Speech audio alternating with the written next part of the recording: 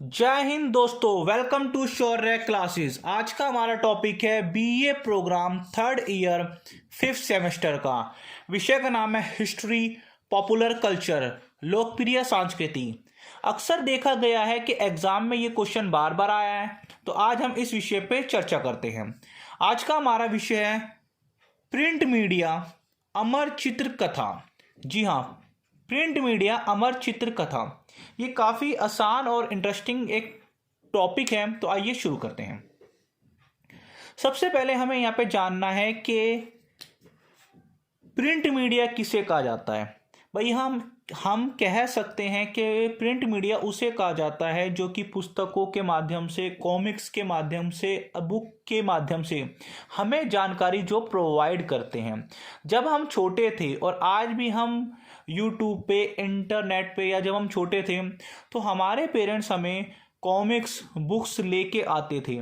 दादा दादी, नाना, चाचा, ताई, हमारे परिवार वाले हमें कुछ कुछ कहानियाँ सुनाते थे। वो जो कहानियाँ होती थी वो इन्हीं कॉमिक्स के माध्यम से हमें सुनाई जाती थी। आज हम इसी पे चर्चा करते हैं। तो सबसे पहले हम बात करते हैं कि अमर सचित्र कहानियाँ या अमर चित्र कहानियाँ ये होती क्या है। ये अभी आपको पता चल जाएगा। आज हम बात करते हैं कि इसकी उत्पत्ति हुई कैसे। इसकी उत्पत्ति हुई, भाई एक व्यक्ति थे जिनका नाम था अनंत पाई। वो टाइम्स ऑफ इंडिया न्यूज़पेपर में कार्यकारी एक पद पे थे। अर्थात जब उन्होंने टीवी में एक लड़के को कुछ सिंपल क्वेश्चन आंसर करते हुए पाया, तो ये उसने देखा उन्होंने कि भाई वो सरल क्वेश्चनों के उत्तर देने में असमर्थ हैं। अनंत पाई ने एक टीवी को देखा, दूरदर्शन पे एक सीरियल आ रहा था। उस सीरियल पे कुछ क्वेश्चनों को एक बच्चे से पूछा जा रहा था। वो जो क्वेश्चन थे वो भारतीय साहित्य के थे, भारतीय परंपरा के थे, रामायण तथा महाभारत से संबंधित थे।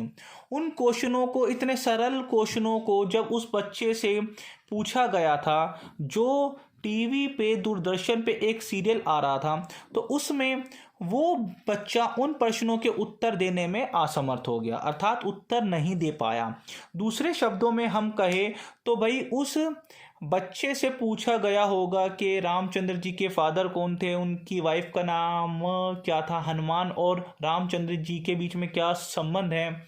इस प्रकार के क्वेश्चन ये मैं मान के चलता हूँ, अगर आज के समय में भी जो बच्चे कॉलेज में भी पढ़ते हैं, बहुत से ऐसे बच्चे हैं जिनको ये नहीं पता कि रामायण में कौन था, महाभारत में कौन था।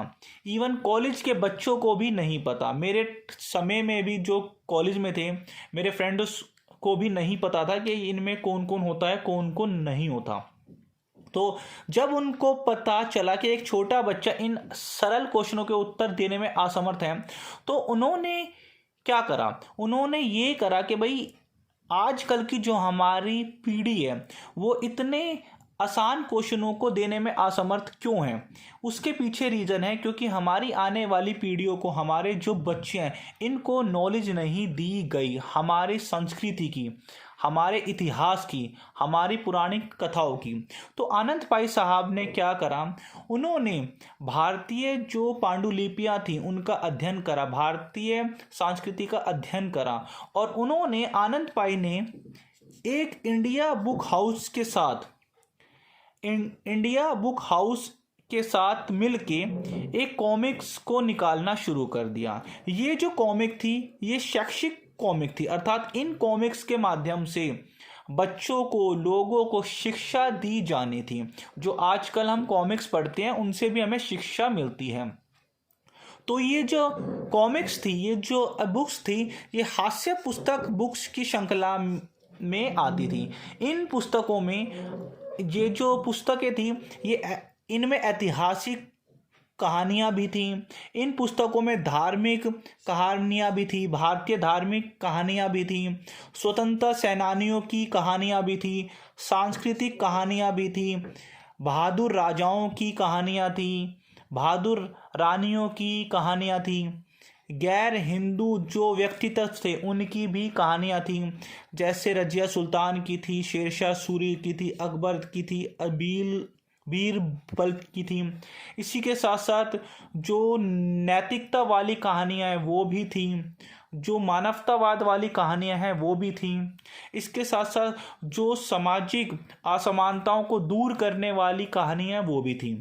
इन पुस्तकों में, इन कॉमिक्स की पुस्तकों में अनेक प्रकार की समस्या को, अनेक प्रकार की कहानियों को उजागर किया गया, जो कि हास्य के द्वारा भी था और वास्तव में जो समस्या थी उनको भी था। अगर आप इस नोट्स की पीडीएफ अगर आप चाहते हैं और आप अभी तक अगर हमारे फेसबुक चैनल से नहीं जुड़े तो कृपया करके आप जुड़ जाइए, वहाँ पे आपको आसानी से उपलब्ध करा दी जाएगी। इसी के साथ साथ एक हमारा इंस्टाग्राम का भी एक चैनल है, आप अगर वहाँ पे अगर आप जुड़ना चाहते हो तो वहाँ पे भी जुड़ सकते हो। और हमारी शौर्य क्लासेस की एक वेबसाइट भी है, आप अगर चाहो तो वहाँ पे भी जुड़ सकते हो। इसी के साथ साथ इन कहानियों के माध्यम से क्या था, अगर हम बात करते हैं जो धार्मिक कहानियाँ हैं, धार्मिक मिथक कहानियों को चित्र कथा के रूप में, कॉमिक्स के रूप में, पुस्तक के रूप में दर्शाने की कोशिश की गई थी। जी हाँ, इन्हीं चित्रकथाओं को कॉमिक्स तथा पुस्तक के रूप में भारतीय दर्शकों को, भारतीय बच्चों को दर्शाने की कोशिश की गई। इन कॉमिक्स में चित्रों का उपयोग किया गया था। इन चित्रों में रंग बिरंगे कलरों का उपयोग किया गया था और समय की ज़रूरतों को पूरा करने के लिए, जो समय समय पे जो आवश्यकताएं होती हैं राष्ट्र के निर्माण के लिए, उन समय की ज़रूरतों को भी इन कॉमिक्स में डाला गया था। हम कह सकते हैं कि राष्ट्र के निर्माण के लिए इन कॉमिक्स ने अपना भरपूर योगदान भी दिया। अगर हम बात करते हैं कि धार्मिक मिथक या धार्मिक चित्रकथा किस प्रकार की थी, भाई इन कॉमिक्स के माध्यम से हमें श्री कृष्ण के बारे में पता चला, श्री राम के बारे में पता चला, श्री हनुमान के बारे में भी पता चला, जो महाकाव्य है रामायण के बारे में पता चला, महाभारत के बारे में पता चला, श्री गणेश के बारे में पता चला, देवी दुर्गा के बारे में पता चला, माता काली के बारे में पता चला और अनेकों ऐसे देवी देवताओं के बारे में पता चला इन कॉमिक्स के माध्यम से।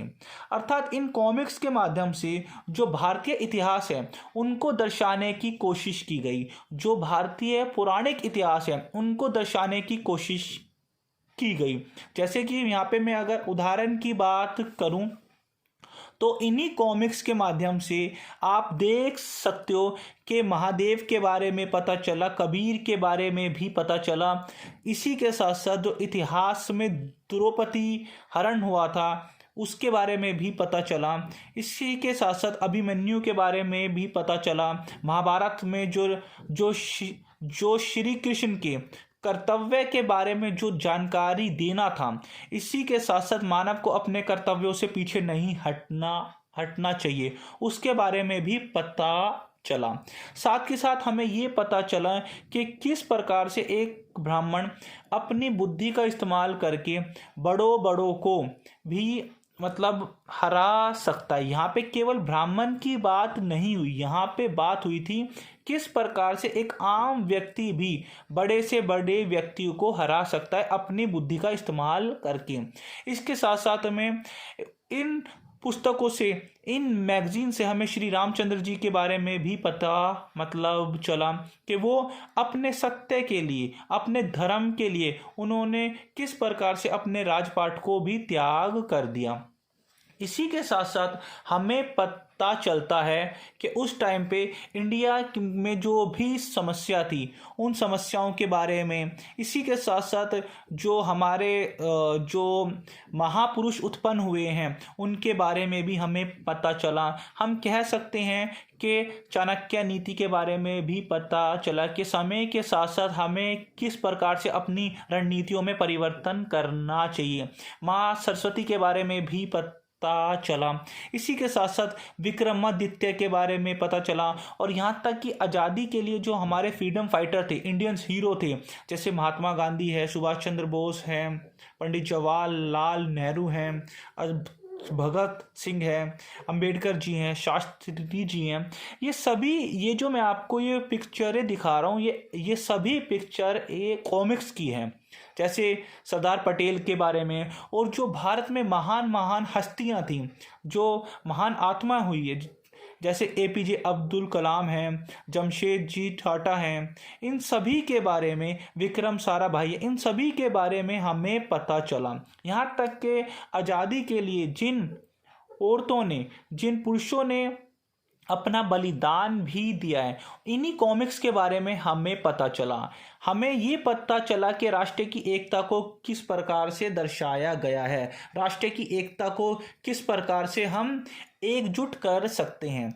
इन्हीं कॉमिक्स के साथ साथ हमें ये पता चला कि भारतीय प्राचीन शहरों से जुड़ी समस्या, भारतीय प्राचीन शहरों से जुड़े रहस्यों के बारे में भी हमें इन्हीं कॉमिक्स से पता चला। जैसे कोणार्क का जो सूर्य मंदिर है, तंजावुर का जो स्थान है, एलिफेंटा की जो भी गुफाएं हैं, जो पुराने स्मारक हैं, जो हमारे किले हैं, इनके बारे में भी इन्हीं कॉमिक्स के बारे में जानकारी हमें हासिल हुई। इन्हीं कॉमिक्स के थ्रू हमें ऐतिहासिक इमारतों के बारे में जानकारी होती है, जो इतिहास में जो ऐसे क्षेत्र थे, ऐसे नगर थे जो पुराने समय में काफ़ी फेमस थे, परंतु आज समय के साथ साथ वो मतलब अंत की कगार पे है।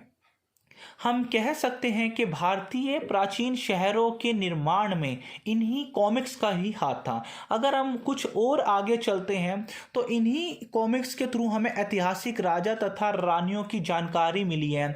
जैसे सम्राट हर्ष हो गया, सम्राट राणा प्रताप हो गया, अशोका हो गया, राणा संगा हो गया, और अनेकों ऐसे राजाओं के बारे में जानकारी हमें प्राप्त होती है। तो इन्हीं कॉमिक्स का मुख्य उद्देश्य था क्या, हम अभी आगे बात करते हैं। इसी के साथ साथ इन्हीं कॉमिक्स के द्वारा हमें अपने स्वतंत्रता सेनानियों की, पंडित नेहरू की, शास्त्री जी की, अंबेडकर जी की, जमशेद जी टाटा की, गांधी जी की, चंद्रशेखर आज़ाद जी की, सुभाष चंद्र बोस जी की, भगत सिंह के जीवन की घटनाओं के बारे में इन्हीं कॉमिक्स के द्वारा हमें देखने को मिलता है कि इन महापुरुषों ने किस प्रकार से अनेकों समस्याओं का सामना किया, और उस समस्या का सामना करते हुए इन्होंने अपने बुद्धि और विवेक का किस प्रकार से उपयोग किया। इन सभी कॉमिक्स से, इन सभी चीज़ों से, चाहे वो धार्मिक कॉमिक्स हो, चाहे वो राजनीतिक कॉमिक्स हो, चाहे वो महापुरुषों की कॉमिक्स हो, चाहे वो पुराने ग्रंथों की कॉमिक्स हो, चाहे वो ऐतिहासिक इमारतों के बारे में जानकारी वाली कॉमिक्स हो, ये जितनी भी कॉमिक्स हैं, इन सब से हमें कुछ सीख देने की कोशिश की गई थी। वो सीख क्या थी? जैसे जीवन के सिद्धांतों के बारे में सीख कि मानव का जीवन काफ़ी इम्पोर्टेंट है, इसमें हमेशा अच्छे कार्य ही करे। इसी के साथ साथ इन्हीं कॉमिक्स के माध्यम से व्यक्ति के कर्तव्यों को बताने की कोशिश की गई है कि हर एक कंडीशन में व्यक्ति को अपने कर्तव्यों को पूरा करना चाहिए। अगर व्यक्ति के पास अधिकार है तो उस अधिकार को पाने के लिए उसका समाज के प्रति कुछ कर्तव्य भी है। इन्हीं कॉमिक्स के माध्यम से लोगों को कर्तव्यों के बारे में जानकारी दी गई। इन्हीं कॉमिक्स के माध्यम से एक व्यक्ति को एक आदर्श जीवन बताने की कोशिश की गई कि एक व्यक्ति का आदर्श जीवन किस प्रकार से होता है। अगर वो छोटा बच्चा है तो उसका आदर्श जीवन तभी होगा अगर वो शिक्षा ग्रहण करता है। इसी के प्रकार लोगों में नैतिकता की भावना, नैतिकता के मूल्यों में किस प्रकार से वृद्धि की जाए, इन्हीं कॉमिक्स के माध्यम से पता चला। इन्हीं कॉमिक्स के माध्यम से हमें धर्म की उत्पत्ति, धर्म, जाति, लिंग में जो असमानताएं थी वो समाज में समानता करने के बारे में पता चला कि भाई हम सभी एक ही धर्म के हैं, हम सभी एक ही प्रकार के इंसान हैं। जो धार्मिक असमानता है, जो जातीय असमानता है, जो शारीरिक असमानता है, उसको दूर करने के लिए इन्हीं कॉमिक्स ने हमारा साथ निभाया। इसी के साथ साथ लोगों को जागरूक करने की शुरुआत लोगों को जागरूक भी इसी प्रिंट मीडिया, इसी कॉमिक्स के द्वारा, इन्हीं पुस्तकों के द्वारा हमें देखने को मिलता है। इसी के साथ साथ राष्ट्र की एकता भी इन्हीं कॉमिक्स के थ्रू हमें देखने को मिलती है। अगर हम सांस्कृतिक एकता की बात करते हैं, राष्ट्रीय एकता की बात करते हैं, मानवीय एकता की बात करते हैं, तो इन्हीं कॉमिक्स के थ्रू हमें देखने को मिलता है। इन्हीं कॉमिक्स के माध्यम से हमें धर्म संस्कृति की जानकारी होती है, अपने इतिहास की जानकारी होती है। हमारे जो ऐतिहासिक स्वतंत्रता सेनानी हैं उनके बारे में जानकारी होती है। इन्हीं कॉमिक्स के माध्यम से हमें पौराणिक मंदिर, स्मारकें, इमारतें, किले, ऐसे पौराणिक स्थानों की जानकारी होती है जो पुराने समय में काफ़ी महत्वपूर्ण भूमिका अदा करते थे। इन्हीं के साथ साथ इन्हीं कॉमिक्स के माध्यम से हमें राष्ट्र की समस्याओं के बारे में भी पता चला कि राष्ट्र की समस्याओं में किस प्रकार से हमारी जो सांस्कृतिक समस्या है, धार्मिक समस्या है, आर्थिक समस्या है, राजनीतिक समस्या है, किस प्रकार से हमारे एक राष्ट्र की समस्या किस प्रकार से थी और उसको किस प्रकार से सॉल्व किया जा सकता है। इसी कॉमिक्स के माध्यम से हमें दहेज प्रथा के बारे में लोगों को जानकारी हुई। दहेज प्रथा की जो समस्या थी उसके बारे में पता चला, लोग थोड़े अवेयर हुए। गरीबी के बारे में पता चला कि किस प्रकार से गरीब जो परिवार होता है वह किस प्रकार से गरीबी के जीवन को जीता है। ऊंच नीच के बारे में पता, जो समाज में असमानता थी, ब्राह्मण, क्षत्रिय, वैश्य, शूद्र के रूप में, उसके बारे में पता चला। इसी के साथ साथ राष्ट्र की समस्या का समाधान किस प्रकार से किया जाए, जैसे राष्ट्रवाद की भावना को जागरूक करना, स्वतंत्रता सेनानियों के बारे में बताना, देशभक्ति के बारे में बताना, अर्थात किस प्रकार से कॉमिक्स के माध्यम से राष्ट्रवाद, देशभक्ति, सामाजिक एकता, राजनीतिक एकता, धार्मिक एकता को एकजुट करने की कोशिश की गई। ये सब का सभी इन्हीं कॉमिक्स के माध्यम से किया गया। तो हम कह सकते हैं कि इन्हीं कॉमिक्स के माध्यम से धार्मिक एकता, राजनीतिक एकता, आर्थिक एकता, सांस्कृतिक एकता, सामाजिक एकता, या फिर धार्मिक बुराई या आर्थिक बुराई, या जो अनैतिक चीज़ें होती हैं, या जो स्वतंत्रता सेनानियों की जो कथाएं हैं उनके बारे में इन्हीं कॉमिक्स के बारे में पता चला। बस समाप्त होने वाली है, 2 से 3 मिनट हो रहे हैं। इन्हीं कॉमिक्स बुक के माध्यम से हमें भारत की परंपरा का पता चला, क्योंकि भारत की परंपरा किसी पे अटैक करने की नहीं है। भारत की परंपराओं में हमें ये पता चला कि किस प्रकार से एक परिवार में दादी, नानी, बड़े बूढ़ों का सम्मान किया जाता है, और ये दादी, नानी ही हमें कहानियों के माध्यम से हमारे नैतिक मूल्यों में वृद्धि करते हैं। आप जब भी आप छोटे थे, या आप आज भी अपने छोटे भाई बहनों को दादी नानी की कहानियाँ, पंचतंत्र की कहानियाँ आपने कभी ना कभी सुनी होगी और कभी ना कभी सुनाई होगी। अगर आपने सुनी है तो प्लीज़ कमेंट करके बताइएगा।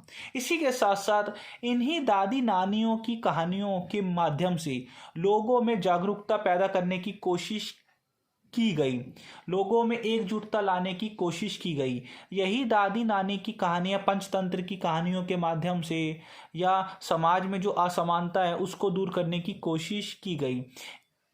तो समय समय पे इन कॉमिक्स बुक्स को भी आलोचना का सामना करना भी पड़ा।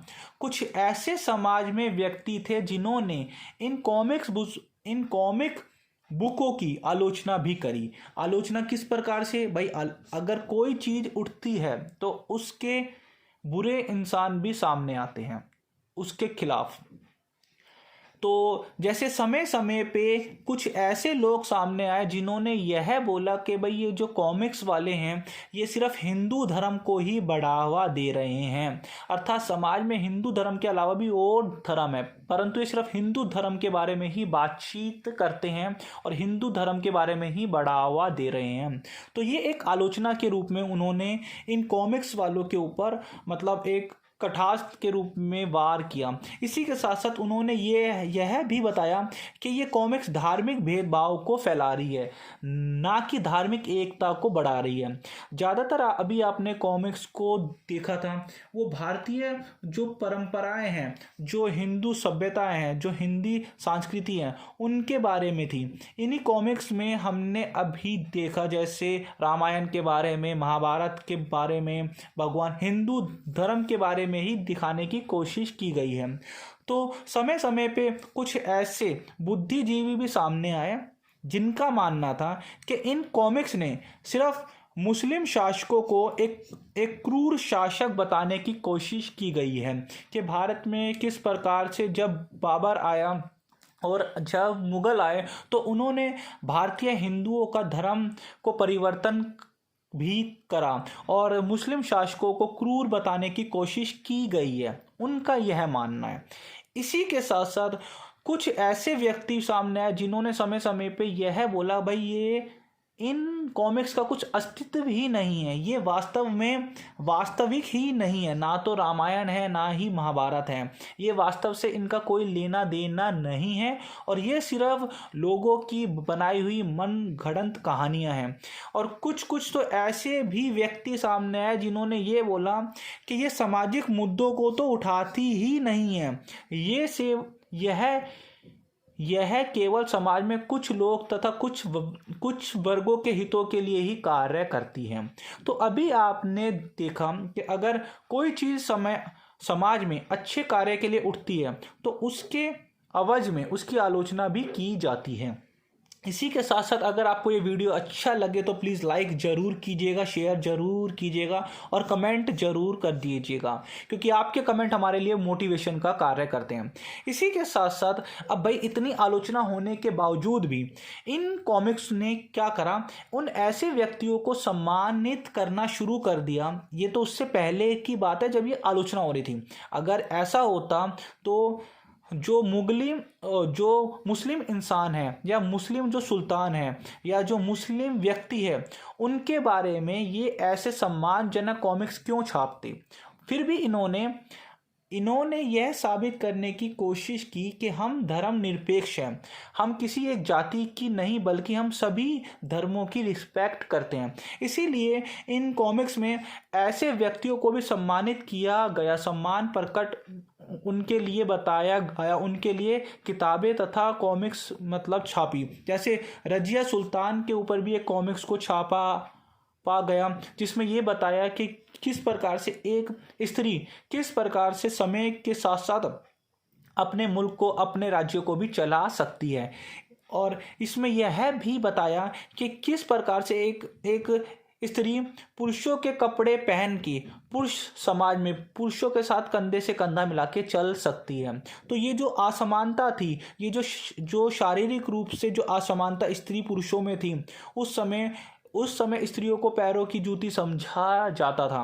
तो इन पुस्तकों के माध्यम से ये बताया कि भाई समाज में स्त्रियों का भी अधिकार है, स्त्री किसी पुरुष से कम नहीं है। इसी के साथ साथ शेर शाह सूरी की अच्छाइयों के बारे में इन कॉमिक्स के माध्यम से बताया कि किस प्रकार ने शेर शाह सूरी ने किस प्रकार से मुगलों को और हुमायूं को भारत से बाहर करने का कार्य किया और किस प्रकार से एक मुस्लिम सुल्तान होते हुए भी इन्होंने हिंदू प्रजा का किस प्रकार से ध्यान रखा। इसी प्रकार से ईसा मसीह के बारे में, उनकी अच्छाइयों के बारे में, गैर हिंदू व्यक्तियों के बारे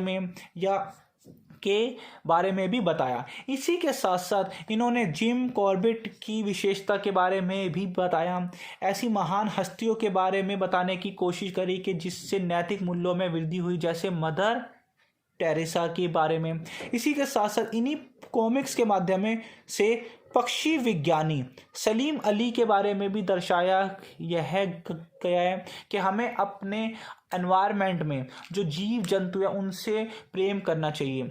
मैं यहाँ पे आपको बताना चाहता हूँ, ये पक्षी विज्ञानी सलीम अली वही व्यक्ति है, आपने रोबोट 2 मूवी को देखा होगा जिसमें अक्षय कुमार ने जो पक्षियों की समस्याएं हैं उनको बताने की कोशिश की है। जो अक्षय कुमार पक्षी राजा का रूप जिन्होंने लिया है वो वास्तव में यही सलीम अली से प्रेरणा लेके लिया गया है। तो अगर आपको ये वीडियो अच्छा लगे तो प्लीज़ वीडियो को लाइक कीजिए, कमेंट कीजिए, चैनल पे नए हैं तो सब्सक्राइब कीजिए। अगर आपको इसके पीडीएफ में नोट चाहिए तो आपको हमारे टेलीग्राम चैनल पे तथा इस वीडियो के डिस्क्रिप्शन पे दे दी जाएगी। तब तक के लिए जय हिंद, जय भारत।